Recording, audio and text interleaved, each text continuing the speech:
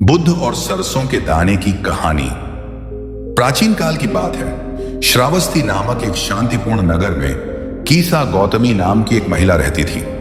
वह अपनी दयालुता और अपने परिवार के प्रति समर्पण के लिए जानी जाती थी। लेकिन एक दिन उसकी दुनिया पूरी तरह से बदल गई जब उसका एकमात्र बेटा अचानक गंभीर रूप से बीमार पड़ गया और उसकी मृत्यु हो गई। कीसा गौतमी अपने बेटे की मृत्यु से पूरी तरह टूट गई थी। वह इस सच्चाई को स्वीकार नहीं कर पा रही थी। अपने बेटे के निर्जीव शरीर को अपनी गोद में लिए वह पूरे नगर में घूमती रही। लोगों से विनती करती रही कि कोई उसे ऐसा औषधि दे जिससे उसका बेटा जीवित हो सके। नगर के लोग उसकी स्थिति देखकर दयालुता से भर गए, लेकिन वे जानते थे कि मृत्यु का कोई इलाज नहीं है। कुछ लोगों ने उसे सुझाव दिया कि वह बुद्ध के पास जाए, जो अपनी करुणा और ज्ञान के लिए प्रसिद्ध थे। केवल वही तुम्हारी सहायता कर सकते हैं, उन्होंने कहा। कीसा गौतमी उस छोटी सी उम्मीद के साथ बुद्ध के पास गई और अपने बेटे का शरीर उनके चरणों में रख दिया। आंसुओं से भरी आंखों से उसने प्रार्थना की, भगवान कृपया मेरे बेटे को फिर से जीवित कर दीजिए।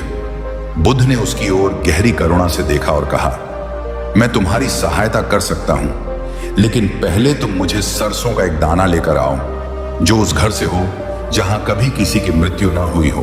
कीसा गौतमी को एक नई उम्मीद की किरण दिखाई दी। वह तुरंत उस सरसों के दाने की तलाश में निकल पड़ी। उसने गांव के हर घर का दरवाजा खटखटाया, सरसों का एक दाना मांगा और पूछा कि क्या उस घर में कभी किसी की मृत्यु नहीं हुई है। लेकिन जहां भी वह गई, उसने पाया कि मृत्यु ने हर घर को छू लिया था। कहीं किसी ने अपने माता पिता को खो दिया था, कहीं किसी ने अपने जीवन साथी को, और कईयों ने अपने बच्चों को खोया था। हर घर की कहानी दुख और खोने की थी। जैसे जैसे कीसा गौतमी इन कहानियों को सुनती गई, वह समझने लगी कि मृत्यु जीवन का एक अटूट हिस्सा है और इससे कोई भी अछूता नहीं रह सकता। वह बुद्ध के पास लौटी। हाथों में कोई सरसों का दाना नहीं था, लेकिन मन में एक नई समझ और शांति थी। उसने धीरे से कहा, मैं ऐसा कोई घर नहीं ढूंढ सकी जहां मृत्यु ने दस्तक न दी हो। बुद्ध ने कोमलता से उत्तर दिया, कीसा गौतमी, तुम अपने दुख में अकेली नहीं हो। दुख का बोझ हर किसी को एक ना एक समय उठाना पड़ता है, लेकिन जैसे एक तूफान के बाद आसमान साफ हो जाता है, वैसे ही दुख भी समय के साथ गुजर जाता है और उसके पीछे ज्ञान और स्वीकृति छोड़ जाता है। कीसा गौतमी अब सत्य को समझ चुकी थी। अपने बेटे को दफनाने के लिए तैयार हो गई और उसे शांति के साथ विदा किया। उसने बुद्ध की शिक्षाओं का अनुसरण करने का निर्णय लिया और उसी में उसे सच्चा संतोष और शांति प्राप्त हुई।